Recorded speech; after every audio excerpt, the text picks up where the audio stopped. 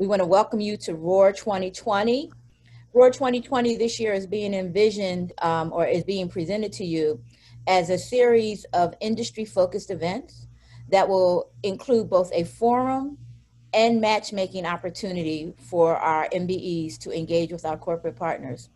But we want to bring to you the opportunity to engage around particular industries, their challenges, their supplier diversity initiatives and activities, and a future look at the role of diverse suppliers in the supply chain.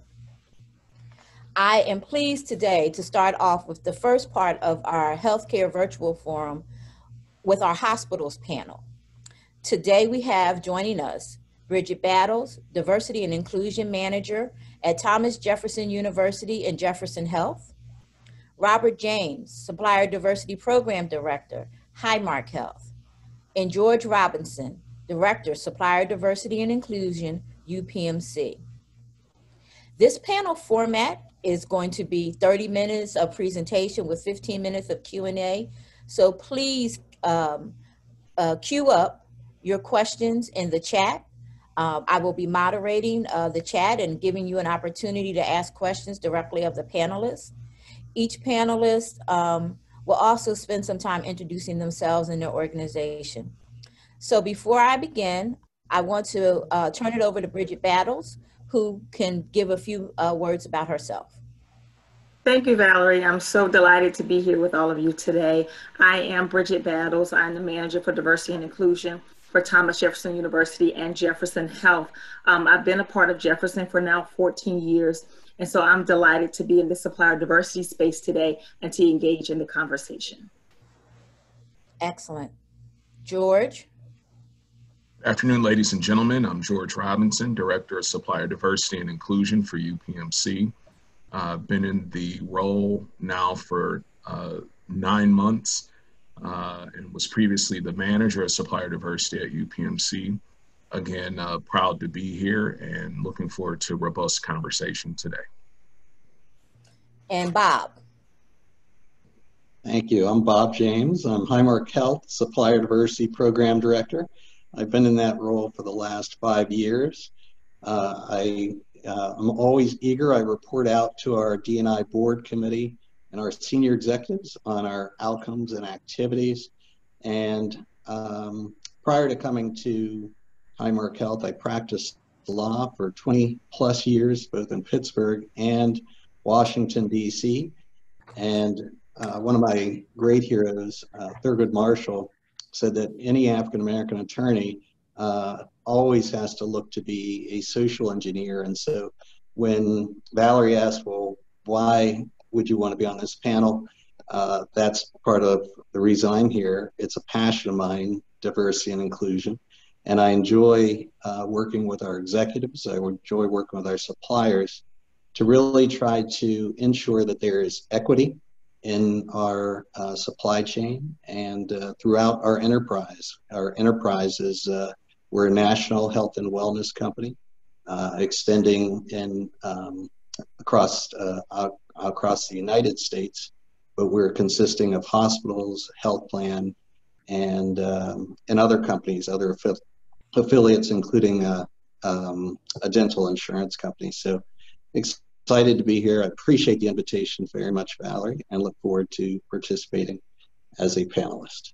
Well, I want to say thank you once again to all of our panelists and the work that you do. As we begin this conversation, I want to level set and just make sure that everyone understands why this is so important. You know, as we navigate these uncertain times, you cannot overlook the economic impact that our minority business has to our economy and to the larger community. We are the engines for the economy, both nationally and locally. And by our economic impact study, we've shown that for every dollar spent locally, $1.50, I wish 100, $1.50 will recirculate back into that local community. And this is of particular importance as we talk about the community served by the organizations represented here. So I'm going to begin with the first question, which is around economic impact. And I'm going to direct this to Bob. When we look at supplier diversity in the context of the 12 social determinants of health, Economic equity is a key determinant. How is your organization, Highmark Health, proactively addressing economic inequities faced by minority businesses in your sourcing strategies? Thank you for that question, Valarie. It's a great one. In light of all that we've experienced in 2020, I think is an appropriate one to just take a step back. And I really want to let the listeners know that I'm actually very proud of what Highmark Health has been doing to really try to make things more equitable. And one of the things that we've done is our CEOs really taken the reins in terms of D&I, supplier diversity, to ensure that we have diverse suppliers that are active in our supply chain and that they're getting an equal shot. And so one of the things I've been privy to over the last few months is to very senior meetings where our executives are talking seriously about different things that we are going to be doing over the next several years to ensure equity, both on the talent D&I side as well as the supplier diversity side. And so that's something I want you to all look out for. I think we'll see a rollout of some of that over the next 2 weeks or so. So the fact that we're CEO driven is, I think, something that's very, very important. We also employ the Rooney Rule. So for any given procurement, we ensure that there is a diverse supplier, at least one, at the table for that opportunity. That is a best practice. We feel that it promotes competition, promotes savings, promotes innovation in the different services and goods that we have needs for. In addition, our executives utilize what we call intentionality. So for instance, when we were looking for contingent labor suppliers, we were very intentional about ensuring that diverse suppliers were at the table. So of 37 suppliers that were ultimately selected through an RFP, 31 of them were diverse and several of them were MBE. And that's a very high spend area for us. So that's one example of intentionality. We also have used that in the consulting area. So we have an MBE last year that was able to do more than $5 million of business with us in a hard to find area. Most people don't think that there are MBE consulting companies that can do business for a large company like ours. And not only were we able to engage that company, and but the executive sponsor of that company actually gave them an award for their excellence that they provided to our HR department. So, and then lastly, which I think was a major bonus, is that corporation wants to give back. And so they applied for corporate plus status through the NMSDC, which basically ensures that they have a diversity initiative similar to ours and that they're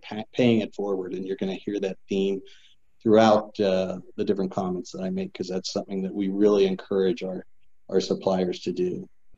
Some of the things you'll hear about in the future is we will triple our spend with MBEs. In particular, we're going to be focusing on African-American companies over the next couple of years.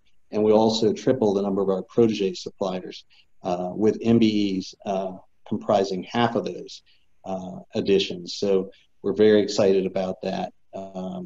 That will take us up to what we call 20 by 2020, and we'll talk about that a little later. But those are just some of the things that we've tried to do in order to kind of level the playing field, Valarie, and ensure that there's equity in our supply chain. Thanks, Bob. And so, Bridget, I'd like for you to talk more about what it is that Jefferson is doing, because this is really a big push for you initiative-wise.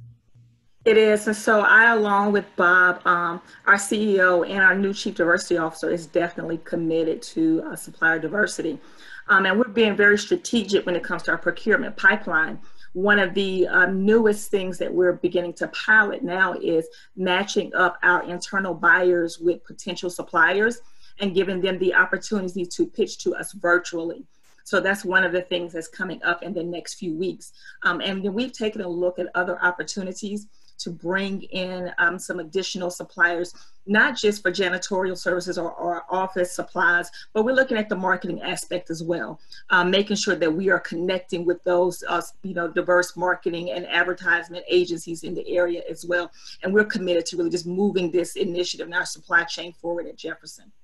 Excellent. Thank you, Bridget. And so, George, I'm going to pivot to you because I know that while we're not going to talk about this direct question, I think to build on that, there's some best practices that UPMC has implemented and been able to see real significant results from. Can you talk about how those best practices have influenced the engagement with diverse suppliers and impacted the broader community? You're on mute. Yeah, so in terms of best practices, typical supplier diversity programs have implemented, tier 1 focus contracting, tier 2 program development, outreach efforts, and things of that nature. One of the things that UPMC has adopted under my leadership as director is a primary focus on business education and development. One thing that the panelists here will agree, as well as our listening body, is that the state's disparity study of 2018 finally put together in writing what the landscape looks like in terms of our diverse business matrix and makeup across the state. And so now we are able to more effectively communicate across our senior leadership what that landscape looks like in terms of positioning and directing our focus across those best practices in supplier diversity. And so one of the, again, key areas that we focused on here at UPMC is improving the education and development of our diverse vendors to be prepared for vending opportunities within UPMC and UPMC Health Plan. One program across our business education and development includes our Essentials for Success program, where we have a primary focus on engaging new startup companies as well as businesses that have never done business with UPMC to provide more of an inside track of how to engage UPMC with business opportunities, who critical assets are across our supply chain include. And again, that's a space that is constantly changing in terms of who should you be contacting with respect to communicating your business opportunity and capacity. And so across the past 2 years of us running those programs, I'm proud to announce that we've touched over 500 businesses across our Essentials for Success program, our Turner School of Construction Management, as well as our Amacello Care 7 Pillars program. But that is just a start across those best practices. Now what we've seen, and I'm sure the other panelists can chime in, is more of an attention around our social response as corporations to diverse and disadvantaged communities across the wake of the critical issues, civil unrest, social injustice issues, the pandemic, and others. And so those best practices now are starting to get way more attention, in which UPMC is primarily focused on that external education platform.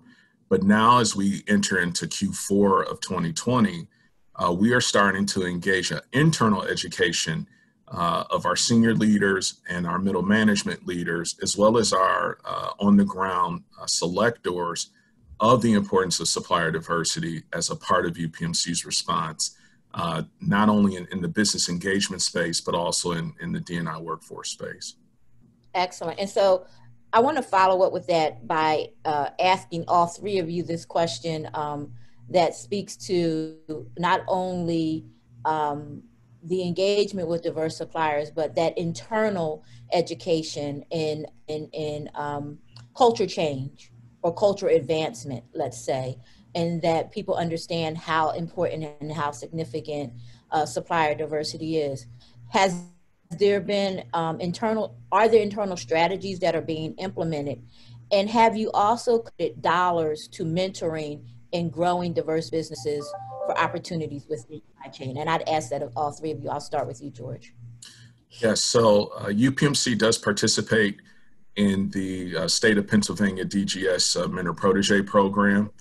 What we have found, not only in that program, but the present $250,000 commitment across our business education and development program strategy, is that the primary education piece is letting our senior leaders, number one, understand that our diverse businesses are hiding in plain sight.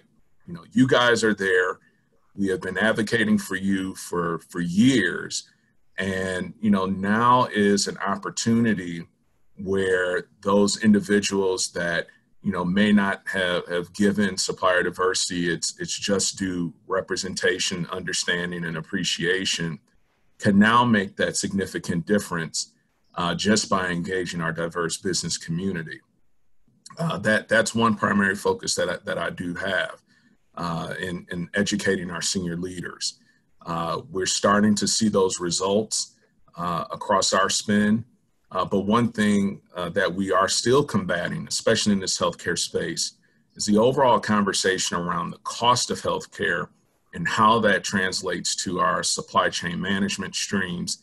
And what does that mean for our diverse business community in terms of price setting and things of that nature when being competitive across, you know, other organizations. We've seen that illustrated across the pandemic, where several of our diverse vendors that provide goods and services and products had to compete against national and international organizations. And so that conversation, you know, was even more highlighted across the pandemic.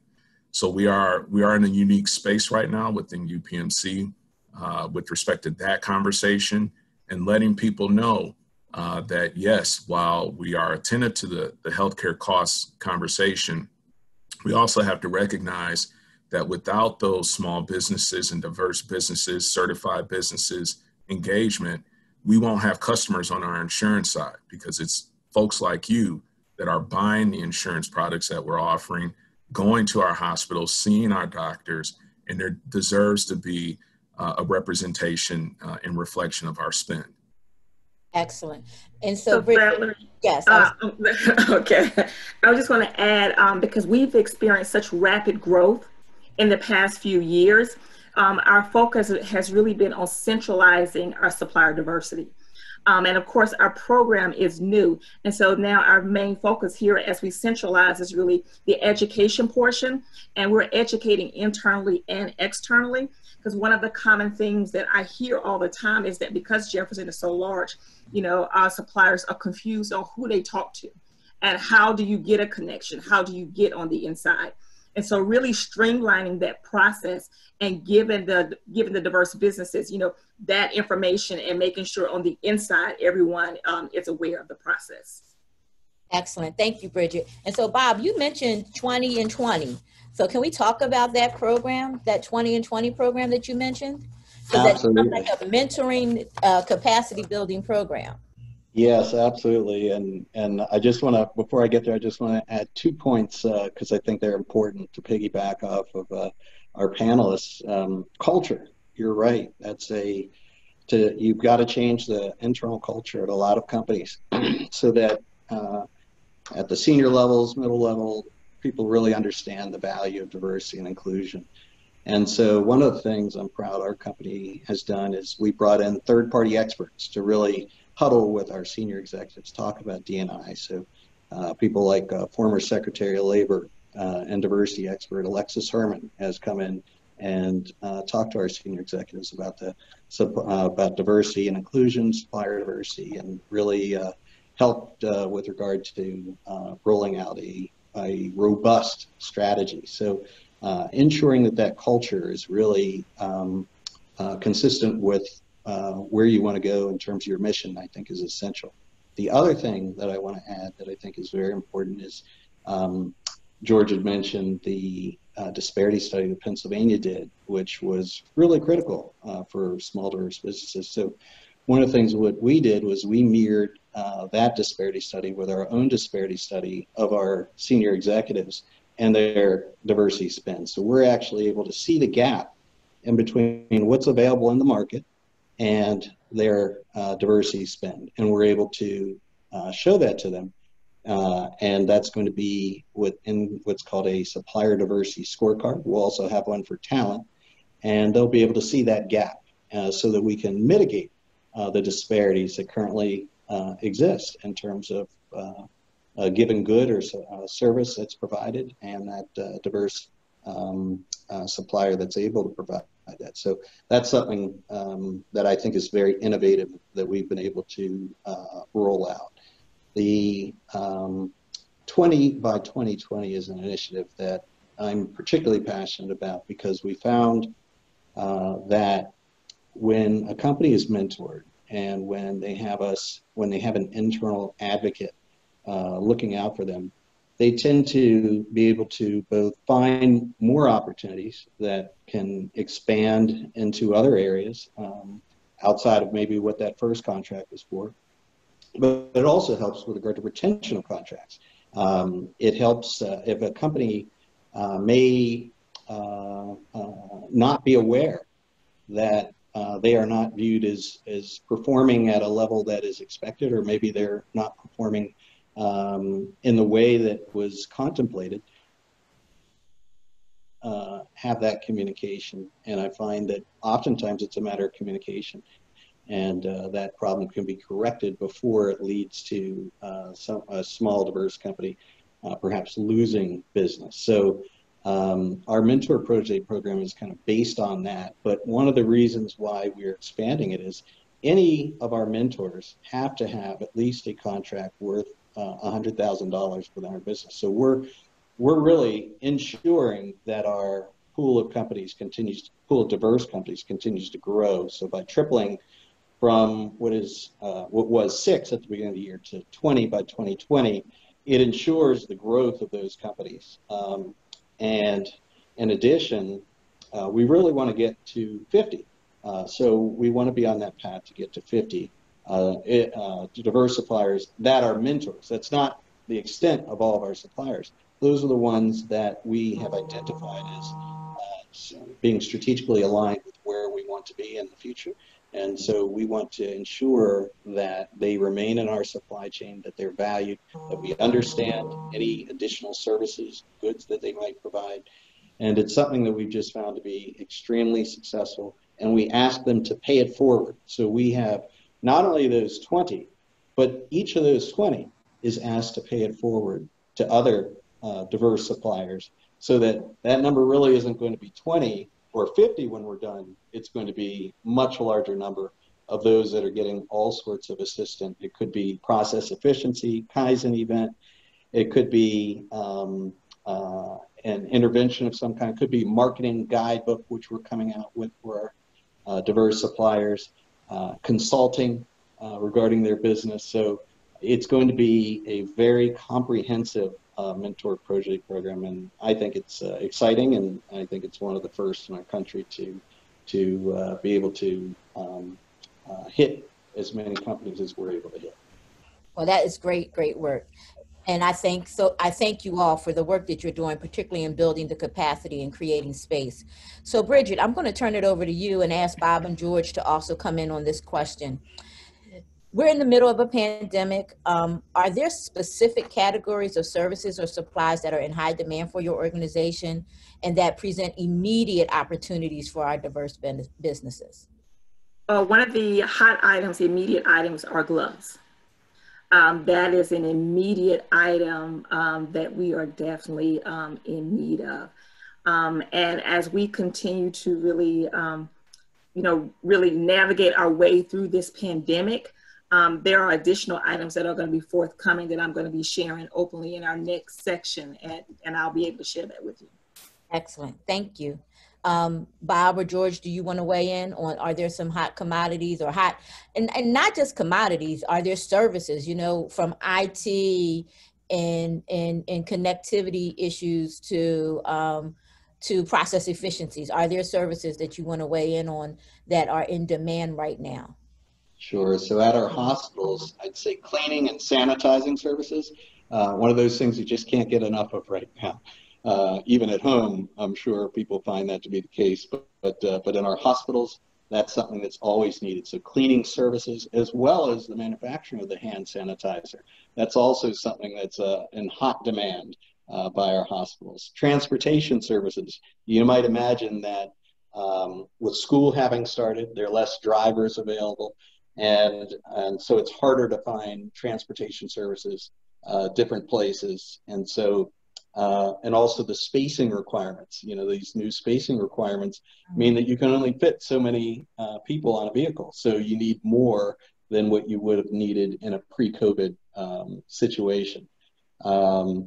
In addition, goods transportation, long haul, short haul, is something that could also be in great need of. PPE, I would say we have a lot of inquiries regarding PPE. PPE is a tough one, and I always like to be honest with that due to the strict requirements. And so it's not what I would call a low-hanging grape for Allegheny Health Network to pitch on PPE. It is something that we do have needs for, but because of the requirements, the goods are oftentimes coming from other countries, China, and the FDA, CDC have different requirements. And so that makes it a little harder game to enter into. It's not impossible, but I always just like to let people know that that's not the low-hanging fruit that you might imagine it is. So those are just some of the things. If anyone's listening, they might want to reach out to us regarding that. Excellent. And George?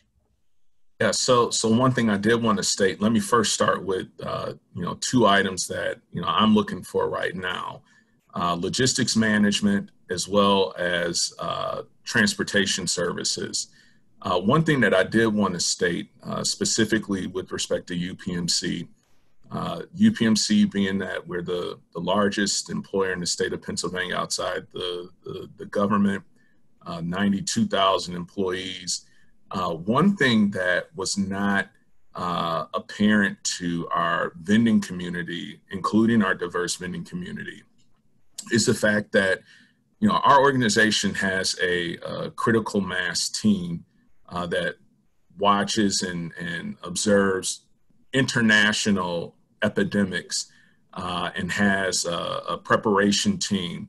And so when we looked at the pandemic and the type of response that UPMC was actually affecting, we actually ordered up on thousands of items 2 months in advance of March 2020 in preparation. And so when the wave of diverse businesses that came that made strategic shifts into those product categories began to advertise with us, knock on our doors, et cetera, we had already prepped.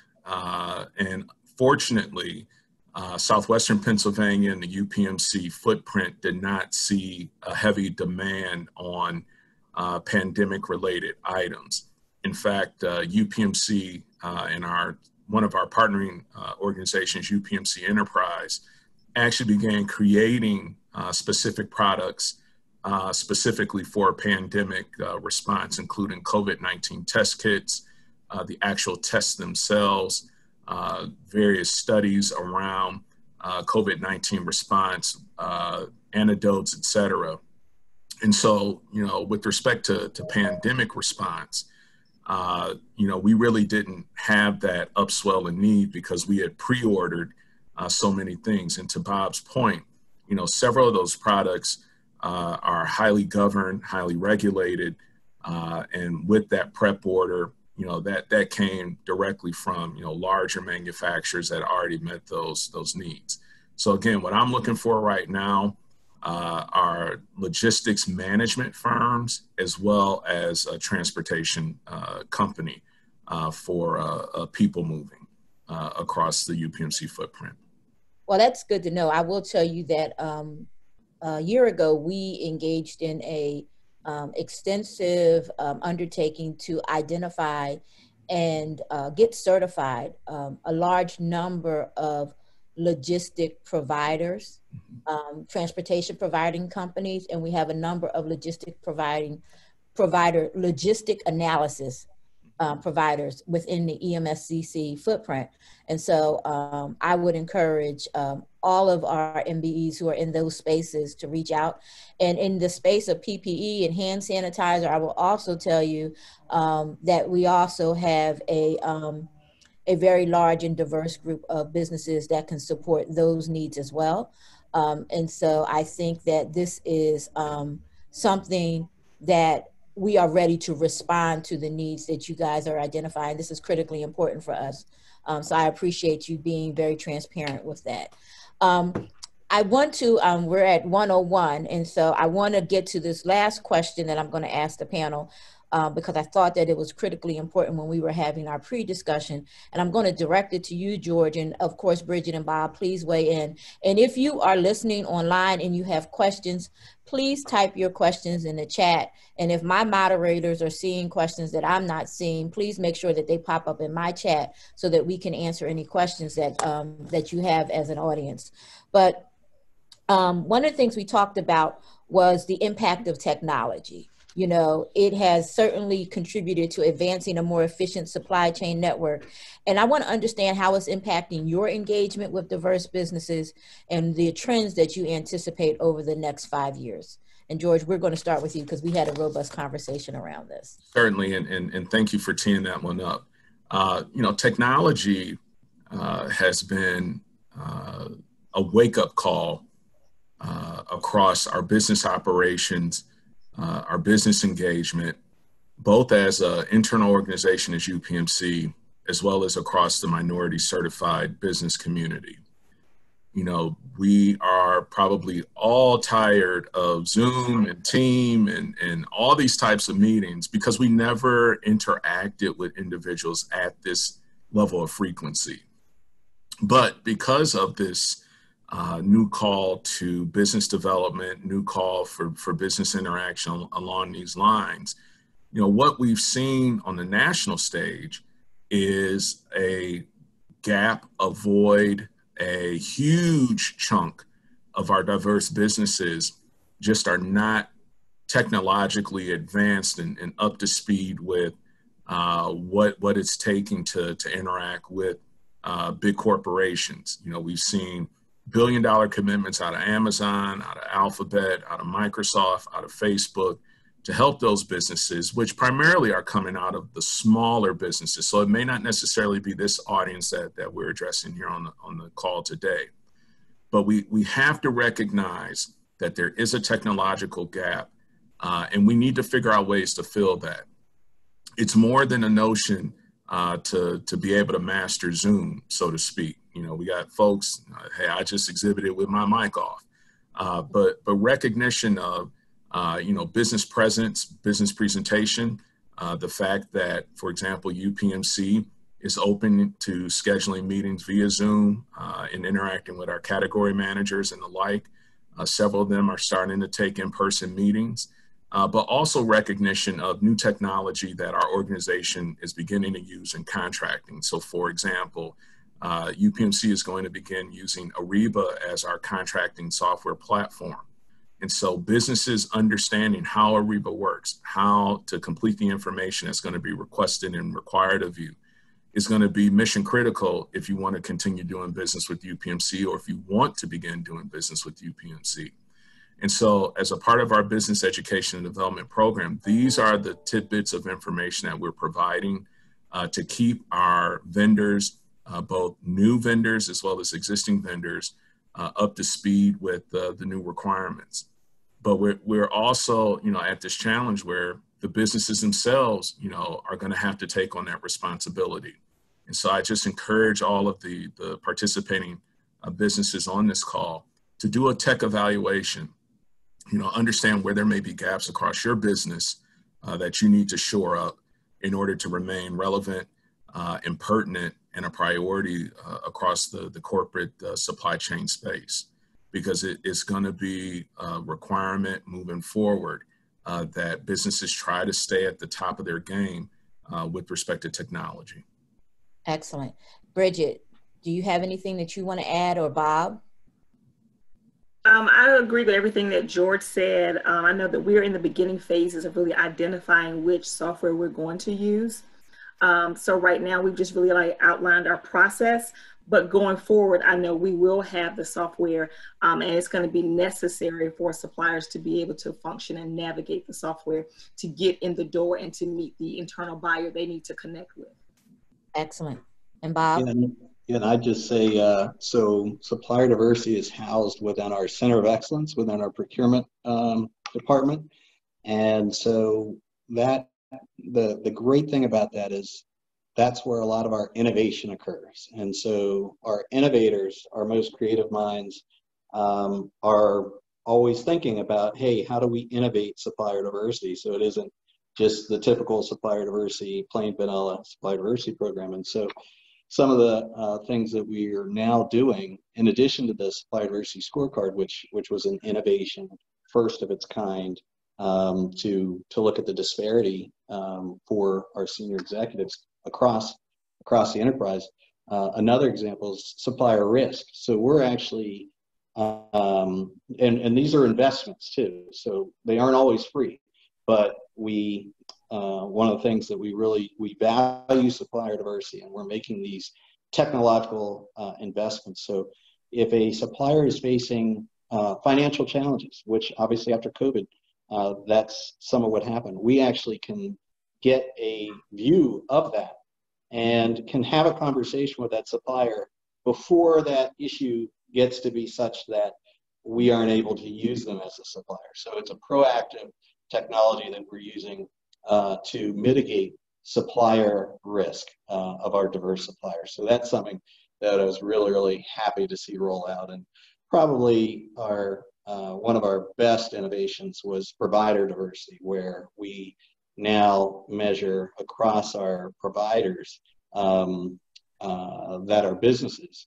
We are able to measure, we do measure, and we report out to our board and senior executives the amount of diverse spend with those executives. And we confirm those suppliers and whether or not those providers and whether or not they are diverse suppliers.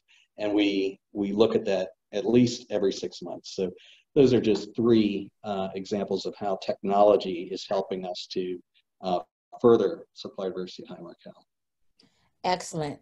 I have a couple of questions I want to get to really quickly. The first one is, how can diverse vendors that provide services for hospital caregivers, and the services are such as financial wellness or student loan assistance, but aren't a part of the traditional supply chain approach, engage with your organization? Are there support services? I mean, I would think through HR more than likely. So yeah. Valarie, I can speak to that a little bit for Jefferson. Of course, my background is in HR, and so I'm connected to HR, and I'm happy to send in a private message to whoever asked that question, how to connect with me, and I can connect them with the internal contact for Jefferson to at least have a discussion. Excellent. Yeah, I was just going to add that, Amika, I've got several of your invitation requests via LinkedIn. You're not being ignored, but typically within our supply chain management cycle, there's a contract cycle. And so, based upon that contract cycle for those particular benefits, which UPMC itself through our health plan organization and our work partners group, we offer some of those same things. One of the key things, and this is why it's so important to provide the education to our diverse vending community, is to really let them know what we do ourselves versus what we're looking to contract out for. And so, with that specific space, I'll be reaching out to you directly with respect to what opportunities do lie with UPMC.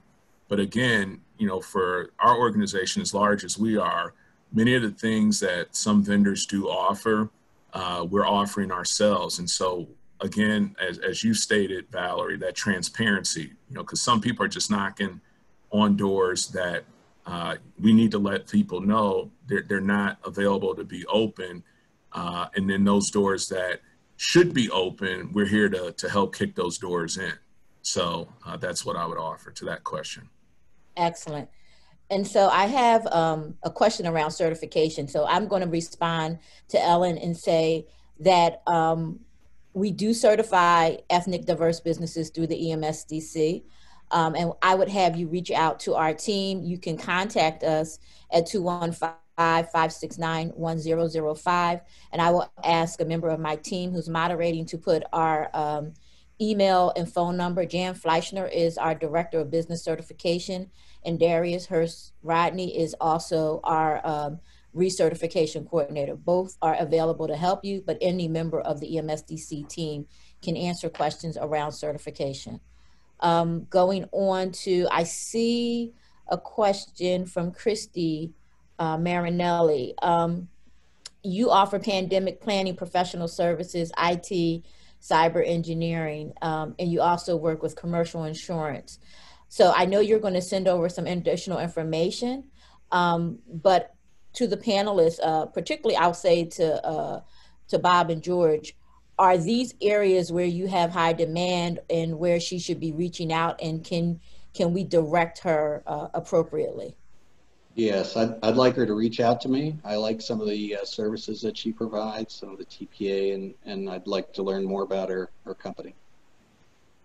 Yeah, I would probably say that my partner, Camel Wiliams, who'll be on the next panel, may have some interest. Again, internally to UPMC, at this point, you know, we have our own internal team, a very large team that's providing a lot of that pandemic preparedness internal to our organization. So we just have to see if there's a door available for that particular service. Okay, so I see one here around IT, and that is a very crowded service, and the need to really be clear about the services that you're providing, because it's such a broad term. How do new vendors engage with diversity organizations to make a case with the procurement teams, especially the IT leadership, to identify this as a potential gap? First of all, you know, I'm going to answer really quickly. You need to be clear about the services that you're providing and to make sure that you're not in a saturated space. Once you've identified your niche space and you know that you're not in a saturated space, the next step is to engage with, of course, initially, that supplier diversity connector within the institution that you're targeting, but also to be able to put together a business case that they can present to their CIO and their IT leadership team. And with that, I'm going to pass it off to any one of the three to answer that question as well. Yeah, so let me just jump in real quick with respect to UPMC's IT business practice. So UPMC at one time had over 120 vendors on our MSA list for IT services, servicing hundreds of opportunities.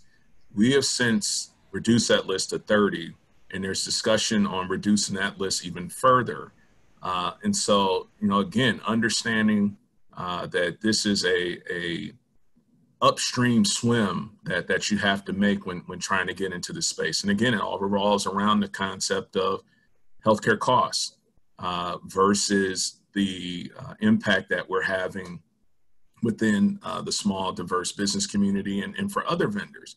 You know, it's not just you guys, and unfortunately, the diverse vending community is getting put into, you know, these larger baskets of conversation without having that special focus, and that's where we as supplier diversity professionals and advocates are having our toughest conversations. You know, recognizing, you know, again, this larger conversation on healthcare costs, the availability of the diverse vending community to address that, while still competing with larger behemoths that, you know, can provide us services on volumetric pricing. You know, that's where that conversation is. Valarie, you are exactly right. IT is overwhelming right now for us. And unfortunately, when we look at those individuals that have left corporations to start businesses, they may have been separated from their corporation due to the pandemic, budget cuts, et cetera. Many people are starting to go into IT because that may have been a space that they played in. I'm throwing some caution to the wind in that because, again, right now, we're, again, juggling that conversation on healthcare costs, how supply chain is one of those first areas that CFOs look at to reduce our costs, up against that conversation on small, diverse businesses, certified businesses being able to compete in that space. So I want to just thank our panelists, George Robinson, Bridget Battles, and Robert James. You guys have been tremendous. We have a number of comments and questions in the chat that we're going to transcribe and make sure that we connect all of you. I'm going to ask each of you, we have several requests, if it is possible for us to share your contact information as requested. I know I'm putting you on the spot, so I do apologize for that. I know what it's like to have that question asked of me, and then I'm like, oh, what do I do? But we want to make sure we will strategically connect you as requested with the comments in the chat. I just want to again thank you. I want to encourage all of our attendees to stay online. We have a second panel, which is going to be around the health insurance side of the healthcare industry. It is going to be another robust panel. And I also, again, want to encourage you to stay online, keep the questions going. If you want to share information with any of the attendees as panelists, please do so in the chat. And I invite the panelists to continue to stay with us if you're able to during the second half of this presentation. Thank you again. And with that, I'm going to invite our presenters for panelists to panel 2 to join us. Thank you, Valarie. Valarie. Thank you.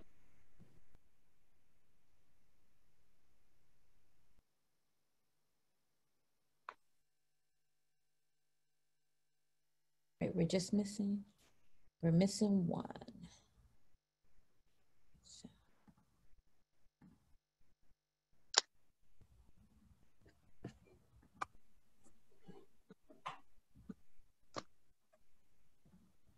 There we go.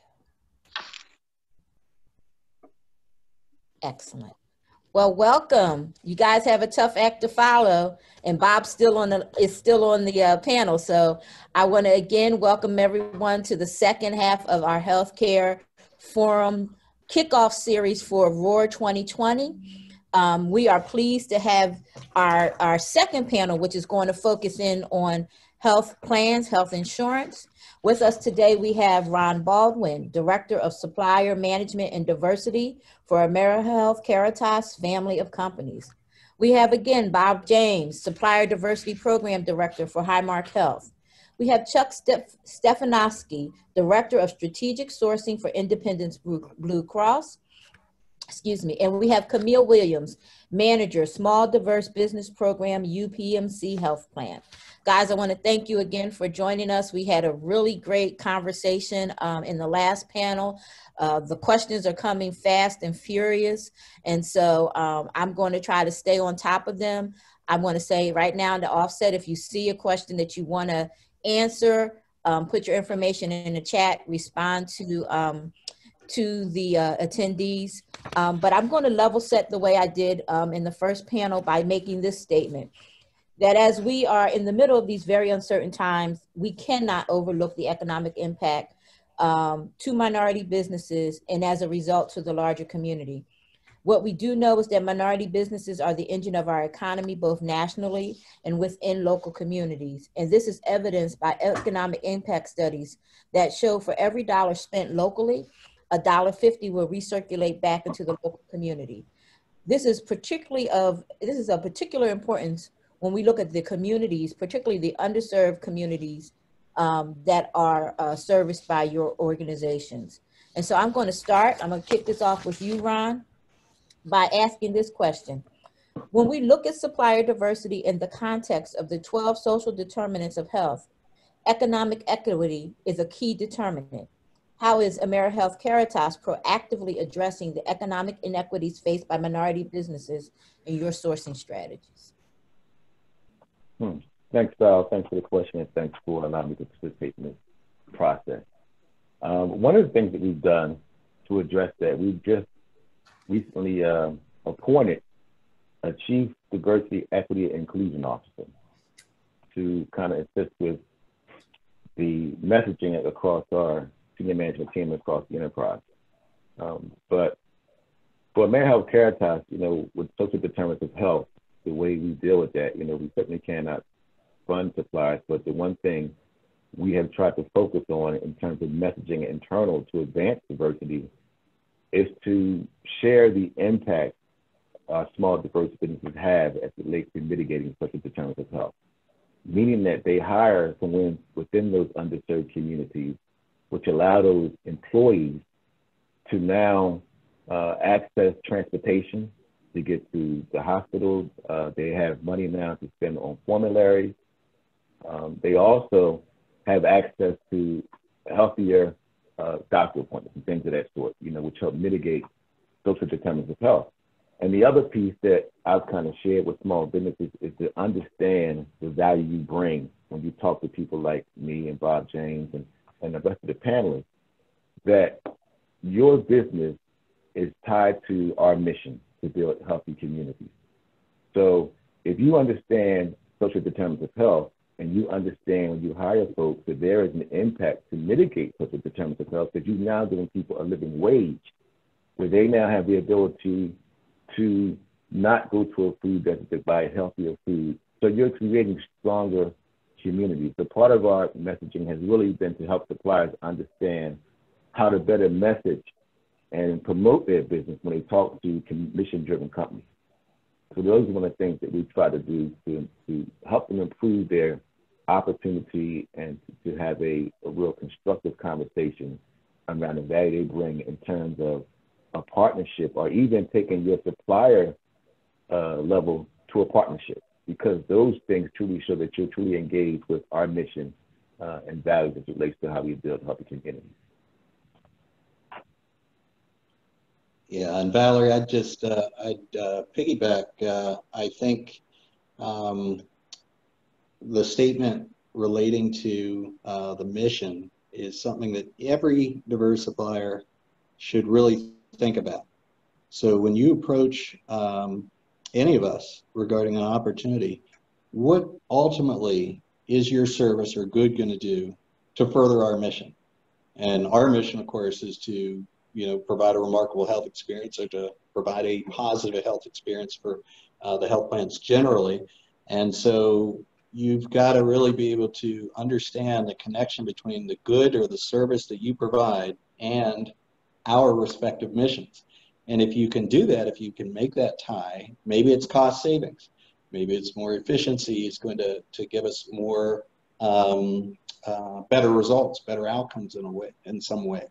But you really want to be able to drill down and ensure that you can let Ron or I or one of the other supply diversity heads know our procurement reps know what value are you bringing when it comes to our mission. And so I'm glad you mentioned that. I think that's a great way to kind of start the conversation with regard to the core of why we're here.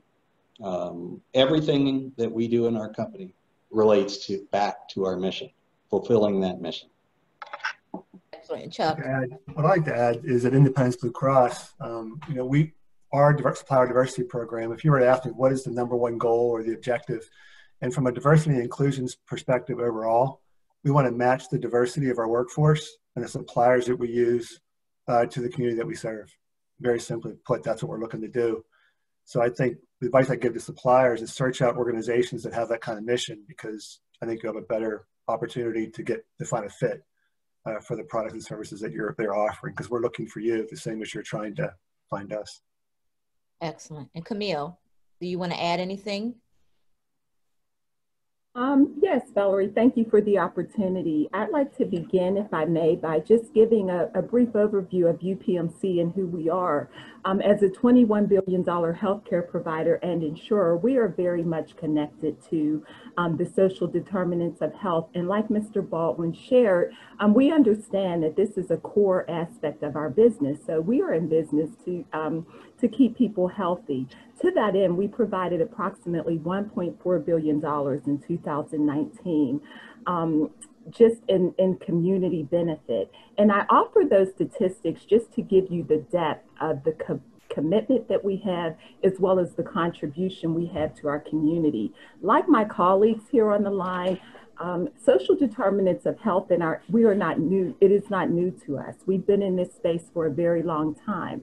With that stated, we think our contributions to the wealth and the health of minority businesses are real and substantial. What I mean by that is each time, particularly on the health plan side of the business, that we embark upon the opportunity to engage a diverse business, we've done that based upon a clear strategy and a clear and measurable opportunity to engage that business. So again, our economic impact really does predate COVID, but like many other industries, as well as our colleagues on the line today, we've realized some opportunities that have come as a byproduct, if you will, as a result of COVID. And those opportunities that present themselves are on the horizon. We hope to make some exciting announcements in the coming weeks, but they really get to the heart of how we leverage our size and partnerships, our strategic partnerships with other major corporations, not necessarily in the healthcare industry, but outside of the healthcare industry in corporate America, and extend our leadership to inviting our partners to join in and join us as it relates to making an impact on diverse business and business and technical assistance, certainly here in Pennsylvania and beyond. I'd like to just finalize my comments by saying that while I started out saying that this is not new to us, we believe our economic impact is real and substantial, it's measurable. The basis for my position in that regard is the nature of our work in the health plan. What I mean is the vast majority of our work is guided by government procurement. So I am not at liberty, nor frankly, are many of my managers at liberty to determine 100% how we will engage diverse businesses. We are guided by government-funded procurement. So our strategy is based upon the needs of our customer. And that is how we engage our company. And we believe we do that in brilliant and measurable ways. And we can support that statement. Two examples I think are worthwhile to share.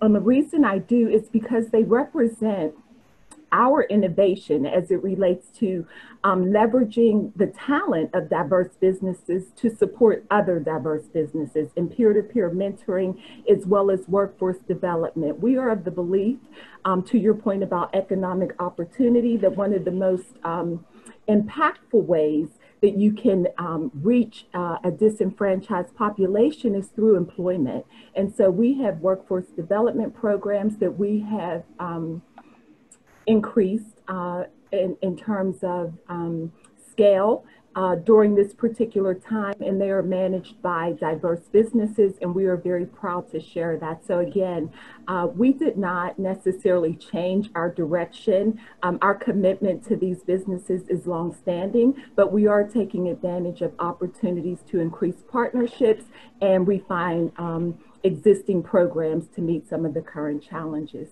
Thank you.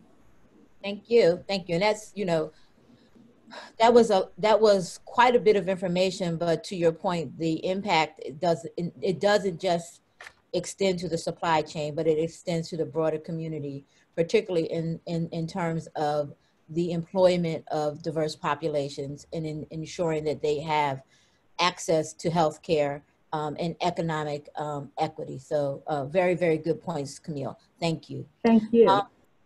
Chuck, I'm going to tap over to you and get you, Ron, to talk about why it's important, particularly inside of your organization, but inside of procurement and across supply chain, to have diversity, and what the impetus is for that within the IBX and AmeriHealth Caritas families. Thank you, Valarie. Really simply put, the why, the big why, is it's good for business.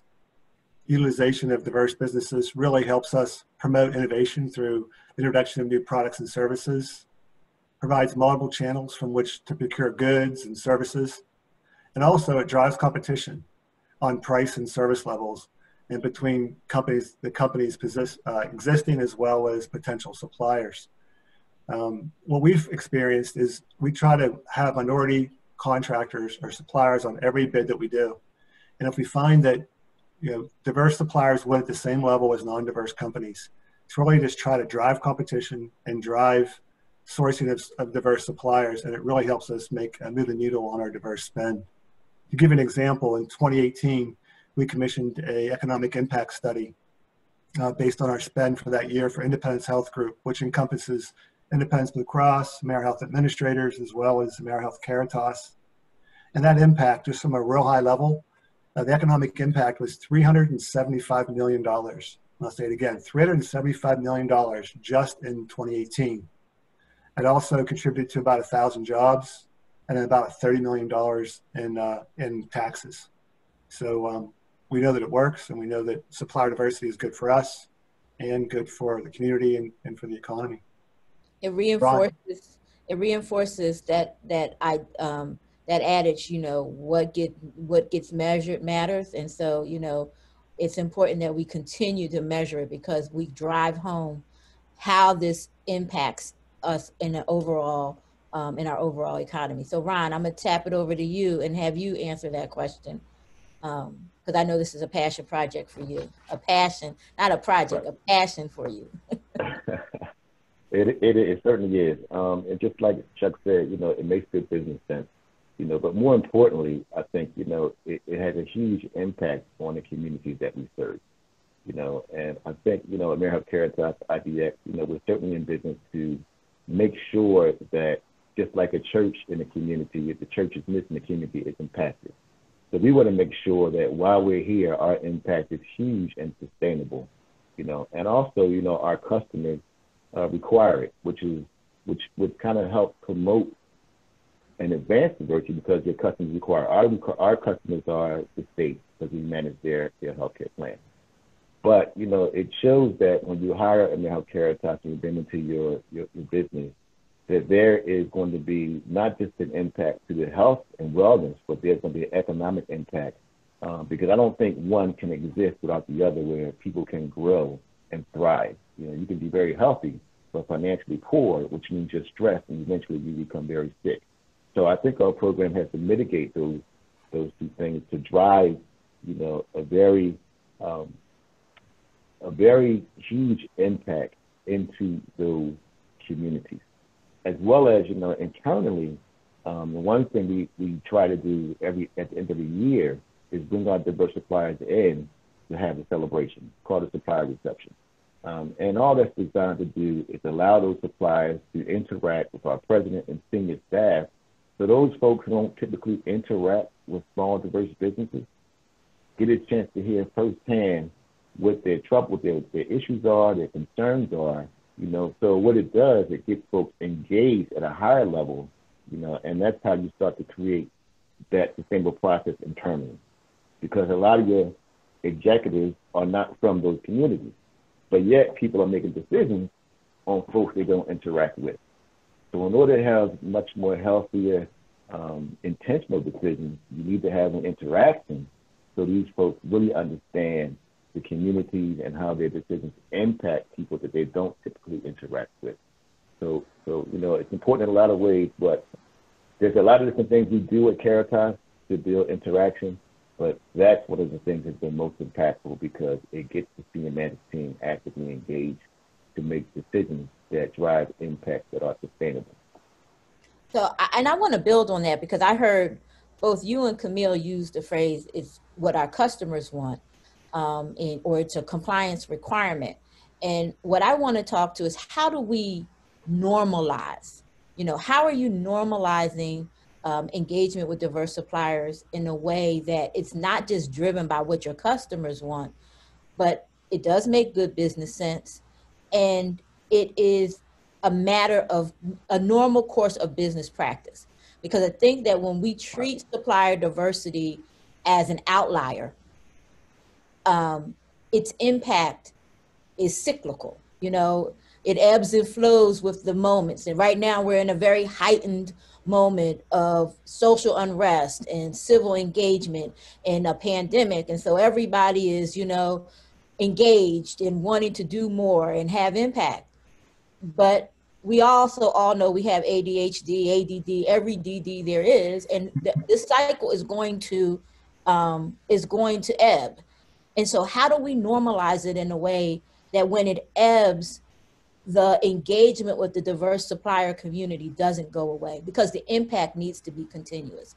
And I know this wasn't on the pre-read list, but I really want to dig into that. I would love to offer a response to that, because I think that's an outstanding question, and it's the reality. I have to remind myself on a daily basis in this work that if equity and inclusion was a normal course of business, I wouldn't have a job, right? If everyone hired people and employed fair practices just on the basis of the fact that that's the right thing to do, we supplier diversity professionals would be looking for work. With that stated, it presents in and of itself, from my perspective, a challenge and an opportunity.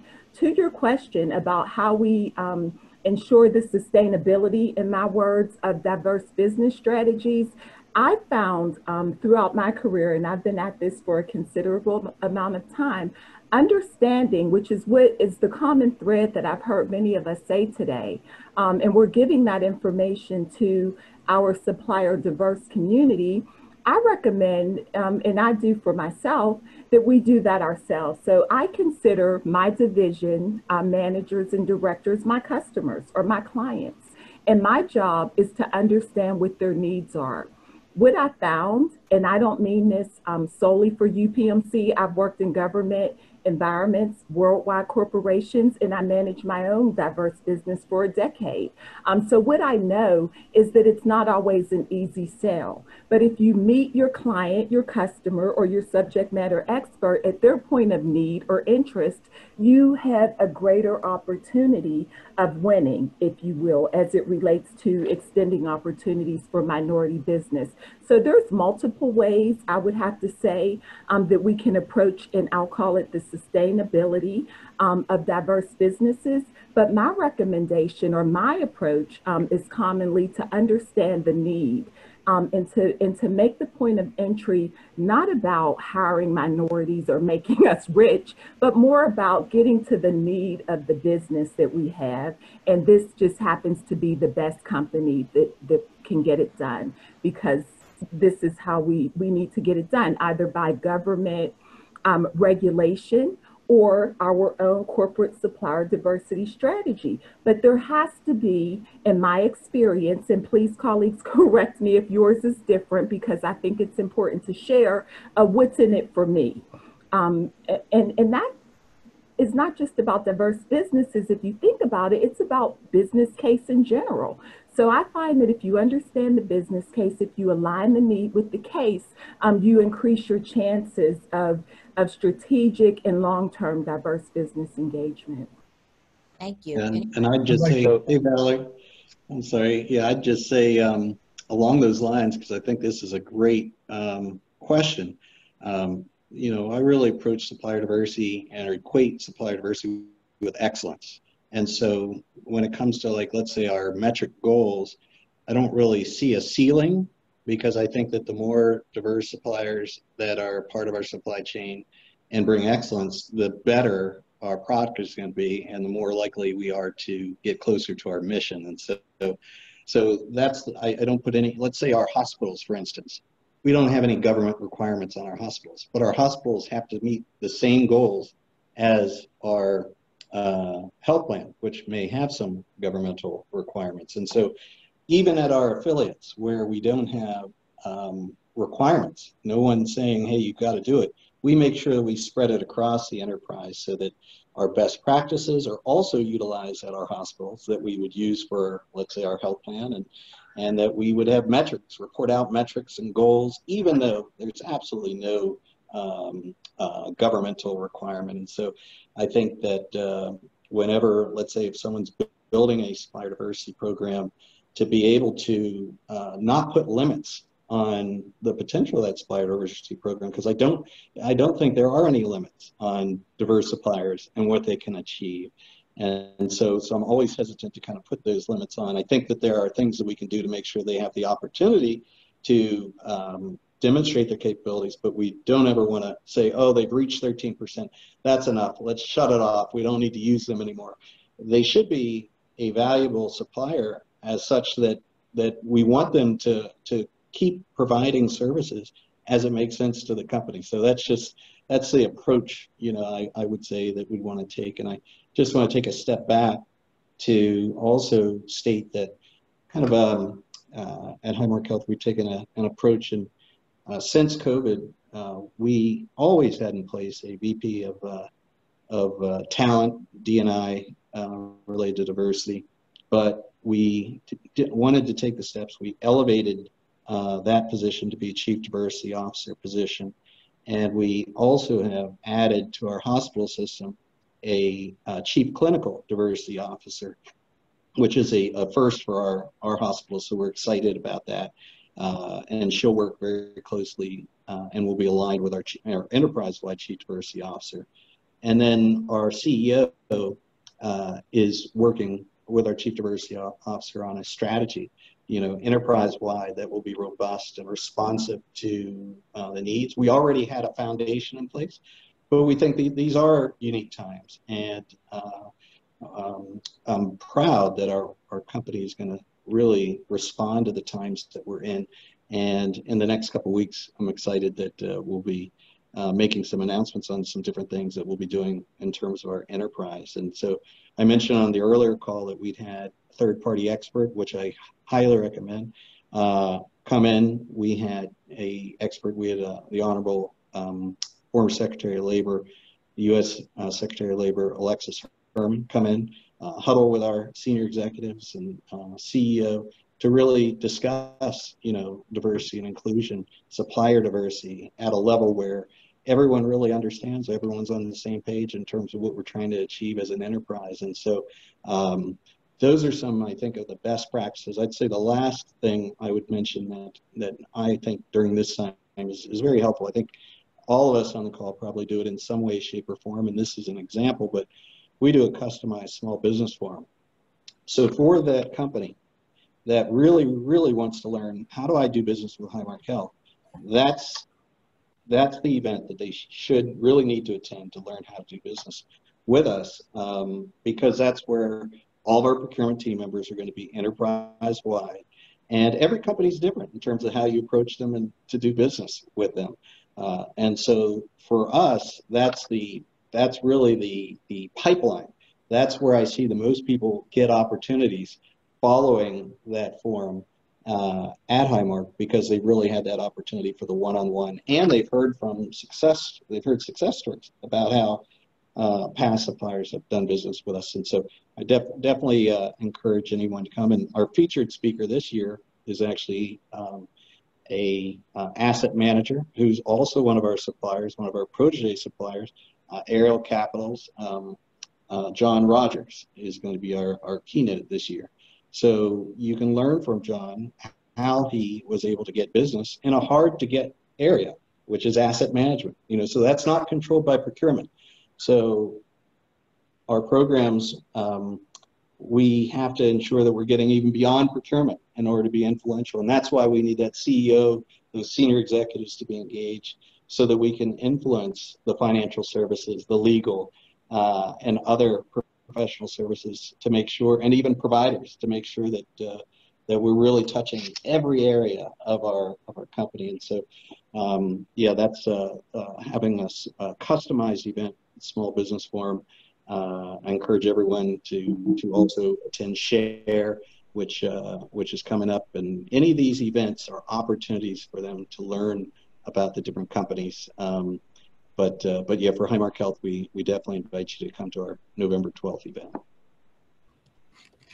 I'd just like to add something to what Rob said about related to your question. Okay. So part of it for us is messaging. The value of supply diversity. There's a number of different values: financial, the community value. Because the goal is to have a program that's sustainable. You need to have champions at all levels to continue to support and push the program. So that's what we do in terms of messaging, to build those champions. And those champions will be responsible for blocking it on their particular area of responsibility to make sure those suppliers actually have the ability to get in front of somebody. So, I think next year we'll see more of that, because what I propose is that all of our VPs and EVPs and SVPs become mentors and champions to drive supply diversity throughout the organization. Because we need to have people engage with folks they don't normally engage with, to better understand the challenges, and more importantly, to understand that those majority suppliers and minority suppliers, there's no difference, except for access to the opportunity because of the relationships that they have established over a long period of time. So I'm trying to help people understand we're not different. We all have the same goals. We all want the same things, but human nature drives us to those folks that we've always supported and engaged with. So we're trying to make people become uncomfortable to grow. If I got to do it, then everybody in the organization from the president on down should have to do it as well. And with the new Chief Diversity and Equity Inclusion Officer, she's sitting from the top. I'm now part of the president's meeting, so I get a chance to directly speak to what I see and how we can change the dynamics in the supply diversity space. So that's what you'll see in the Caritas coming forward. But those are things that we've implemented to drive continuity and the champions throughout the organization of this program. So Chuck, I need you to weigh in because you are the loan procurement person, and not to single you out, but you're the lone white guy. So I need you to say one of these things is not like the other and talk about this. All right, here's what I want to say. If you take one thing away from my discussion, relationships matter, relationships matter, relationships matter. All right. So when you get an opportunity at Independence Blue Cross, I would say also I know Bob and Ron at Highmark and at Caritas, relationships matter.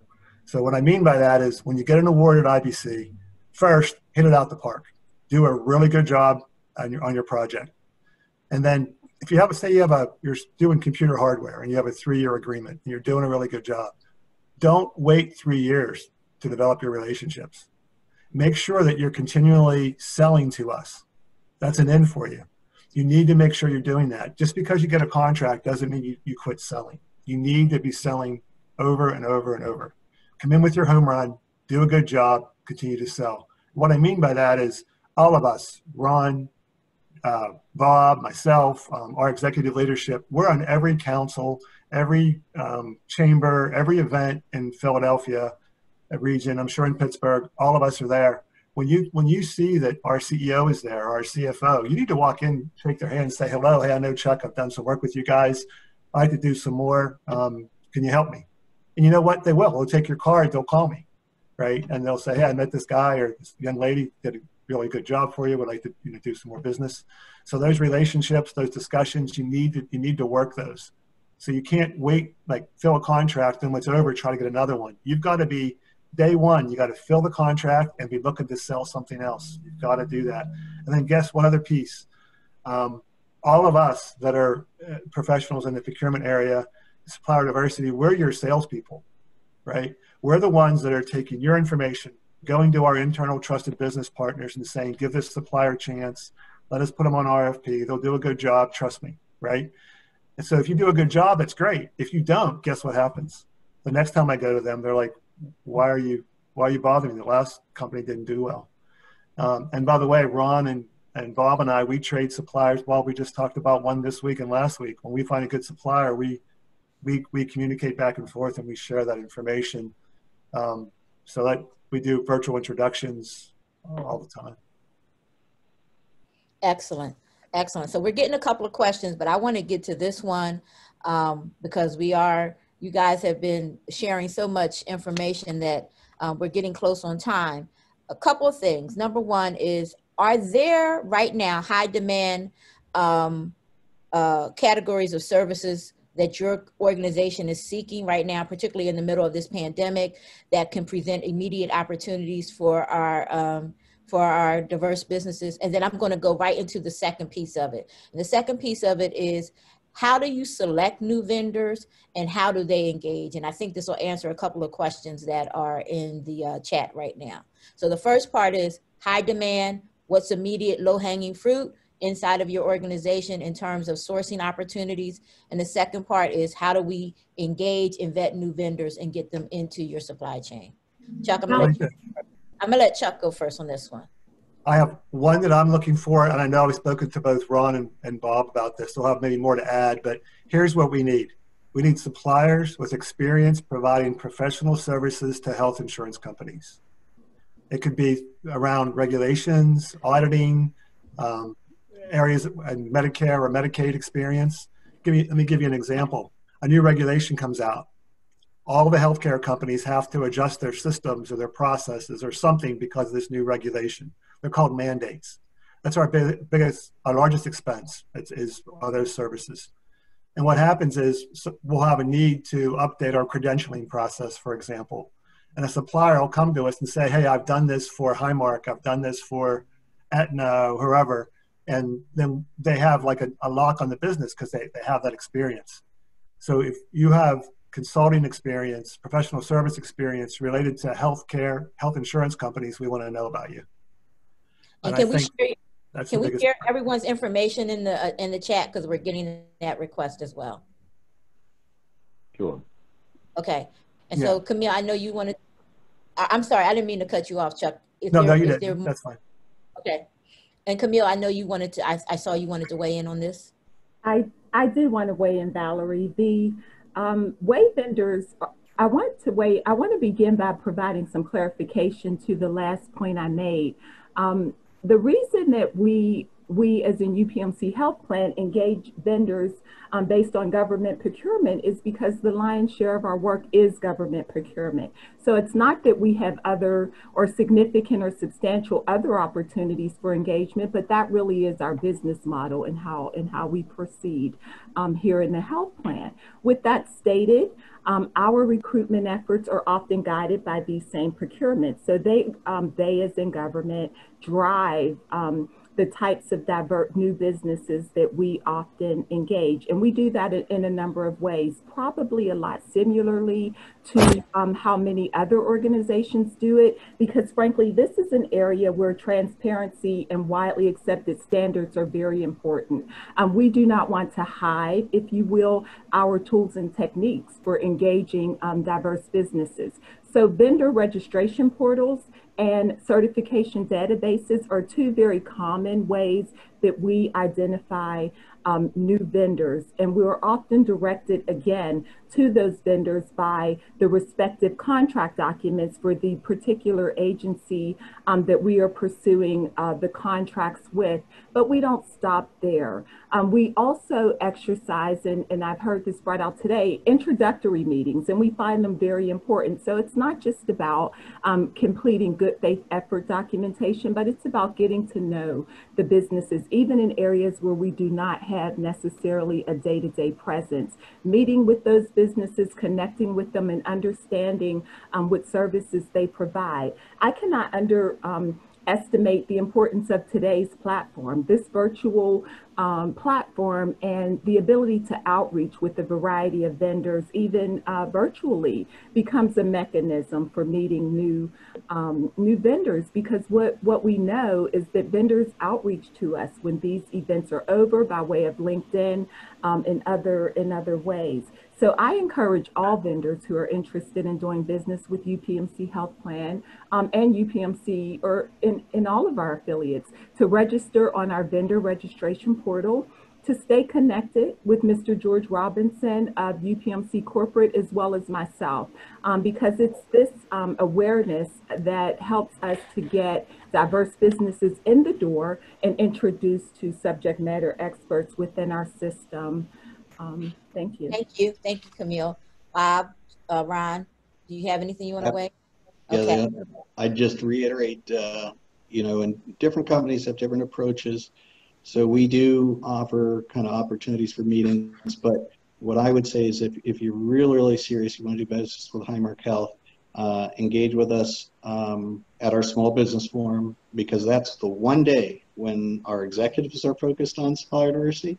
And all of our procurement team members across our enterprise. So that would be Gateway Health Plan, that'd be Allegheny Health Network, that'd be our Blue Cross plan, and United Concordia. So that's like that. It's just the best opportunity where you're going to find that you're going to get the most attention. You're going to get great advice, and that's just the beginning. They'll as appropriate, they will set you up with other meetings, either with the executives or with the procurement team members. So I think each company might have, each supplier diversity representative or procurement representative on this call can probably let you know what would be the best opportunity. For Highmark Health, that's what I would recommend, and it's coming up November 12th, so it's coming right up. So you don't have to wait a full year or anything, but you'll also hear from success stories, of how they learned to get business from us. And that's critical, because they'll tell you the culture that they work with in order to get the business. And you want to understand every company that's on this call. You want to have a sense for that culture so that when you go in with your capability statement or whatever else is required, you'll be prepared and you're hopefully be on that path to doing business with the company one day. So Bob, and Ron, real quick, Bob, can we share the information about the upcoming forum? Absolutely, I'll definitely make sure you get it. Yep. All right, excellent. And Ron, I'm going to pass it on to you. Oh, so I was just going to say, just like Chuck, we're also looking for professional services as well, and probably non-emergent transportation, diverse providers. And one of the other things I would say, I know a lot of people try to contact me and probably Bob and Chuck, but back to those relationships and how you socialize those things, they mean a lot. Valarie is a good way to, even if you see, you know, she's a good introduction to Caritas because she knows everybody. So I would say, you know, you have to lean on the relationships, and Valarie certainly can be very beneficial. And what I find that people underutilize the services of the UPMC. You need to maximize on that relationship and put her team to work because they will get you in touch with the right people. It may not be instant, but they will put you in front of that person over time. So just push those guys to help you to get there because they'll be there for you. But those relationships are very, very, very important. And the most, probably one of the things I would say about relationships, you have to have them already built in. And then you can't just start the day expecting them to gain fruit. You really have to make sure you maximize your relationships because the counselors are a great way to meet us. But I would say thank you guys for all of your comments. This is a great discussion. I certainly appreciate it and being part of the panel. So I want to thank everyone. And one of the things that I did not do in the beginning was give each of you a chance to introduce yourselves and your company individually. So as we close out, I want to turn it over to each of you and give you that opportunity. So Ron, can you introduce yourself? Tell us a little bit about AmeriHealth Caritas. So Ron Baldwin, Director of Supply Management, Supply Diversity. Doing AmeriHealth Caritas for 20 years. So AmeriHealth Caritas is a Medicaid, Medicare company doing business, I think, roughly about 13 states. We also provide behavioral health services. But, you know, our goal, our mission is to really build healthy and strong communities that they would thrive and have the opportunity to participate in this whole contract and economic process. So that is our main mission, that we build strong and healthy communities. And in addition to, I think, our president has realized that there has to be a greater level of commitment. So we have appointed a new Chief Diversity, Equity, and Inclusion Officer to help drive that message and to make sure that this process is sustainable. Excellent. Ron, Bob, I'm doing it in alphabetical order, just so everybody knows we're in alphabetical order. So Bob James. Absolutely. I'm Highmark Health, Bob James, Highmark Health Supplier Diversity Program Director. Been so for the last 5+ years. And we are a national health and wellness company, one of the largest Blue Cross companies in the country. And we have affiliates, including Allegheny Health Network, United Concordia, our dental company, as well as healthcare consulting company, as well as Gateway Health Plan that we work with to ensure that we have supplier diversity initiatives across our enterprise. And so we're always looking for excellence in suppliers and encourage you to engage with us. You can Google us at Highmark and Supplier Diversity. And I definitely encourage you, as I mentioned, to attend our small business forum. We think that you're going to learn not only how to do business at Highmark Health, but hopefully you'll get some tips that you can take to other places as well. But as always, I appreciate EMSDC for what it does. I appreciate their staff, appreciate the board, and appreciate my colleagues on this call. And we all work together with each other to really try to promote the interest of the diverse suppliers out there. So thank you, and look forward to engaging with you. Excellent. Thank you very much, Bob. And Chuck, I'm going to turn it over to you to talk a little bit about Independence Blue Cross and yourself. Yeah, again, my name is Chuck Stefanosky. I'm the Director of Strategic Sourcing and Procurement. I'm also responsible for supplier diversity for Independence Blue Cross. Our program has been in place for 30, 40+ years. It's a board-driven supplier diversity program with a lot of teeth in it. You may have seen a recent announcement just in the last week. We have a new president and CEO, Greg Devins. He's African-American, first African-American leader of our insurance company, and an African-American CEO we're very proud of. I've worked with Greg for quite a few years in the CFO capacity. He's going to do some great things.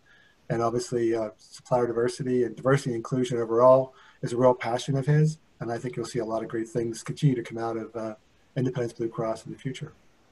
Thanks, Valarie. Thank you, Chuck.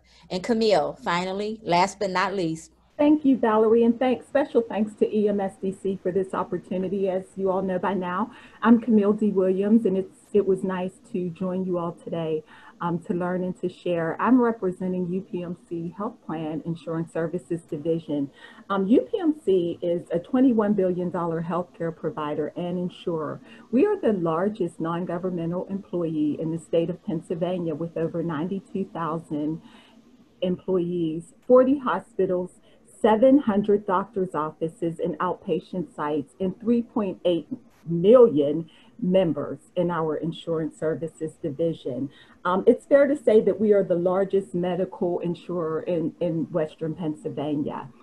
Just a little bit about myself. I have worked my entire career in contract compliance in government environments, worldwide corporations, and as I briefly mentioned, I had my own small, diverse business for approximately a decade. I understand this business very well. It is that combination of longevity that my employer has in the supplier diversity space dating way back to the 1980s, combined with my professional experience and expertise that resulted in our unwavering commitment to supplier diversity and lands me here today to talk about that. One of the commitments that I have, or a primary commitment, is to be able to measure. And Valarie, you mentioned the importance of being able to measure to the ability to manage any effort. So for me, if you were to ask me what is one of the most important aspects of your job, I would have to say not just photo ops or networking opportunities, but really being able to understand what economic impact the contract opportunities that we extend provide to minority businesses, because we know based upon our experiences that a lot of this happens on paper and a lot of this happens at ribbon cuttings, etc. But for me and for my organization, it really gets to the heart of data and the economic impact that we're making every day as it relates to the bottom line of small businesses. Thank you for the opportunity to participate. It's been my pleasure. Thank you. Thank you to all of our panelists. Thank you to all of our attendees. This is Roar 21. 21. I'm rushing. It's been a long year. Roar 2020. And this is the first of 7 Roar 21 industry focused series. This is the Healthcare Forum and Matchmaker. For those of you who are going on to the Matchmaker, I have some housekeeping for you. Make sure that you log into site.eventmatches.com/login/index EMSDC Roar. I'm hoping that my team is going to put this in the chat because that's a lot to remember. But when you log in, click the menu button on the top left-hand corner, select Virtual Matchmaker, and from here, the steps for the buyers and the suppliers will be displayed. For the buyer, it will say Start Meeting and Invite Attendees, and then you will join your meeting. For suppliers, once a buyer starts the meeting, you will get an email and a Join the Meeting link will appear next to the buyer name, and you will click Join the Meeting. If you need to make and change your schedule, contact M. Markley, that's Meg Markley at that's MMARKLEY@EMSDC.org. And for you paying attention, it is now in our chat so that you can use all of the links and you can cut and paste that information and move into the matchmaking portion of the event. We have 6 more Roar industry focus events coming up on October 14th. We will have our financial and professional services industry event on October 21st. We have life sciences. On November 11th, technology. On November 18th, utility. On January 13th, construction. And on January 20th, government contracting boot camp.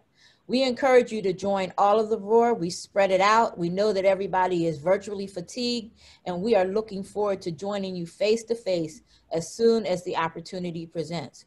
We again want to thank all of our panelists, and we wish you well. Make great connections this afternoon.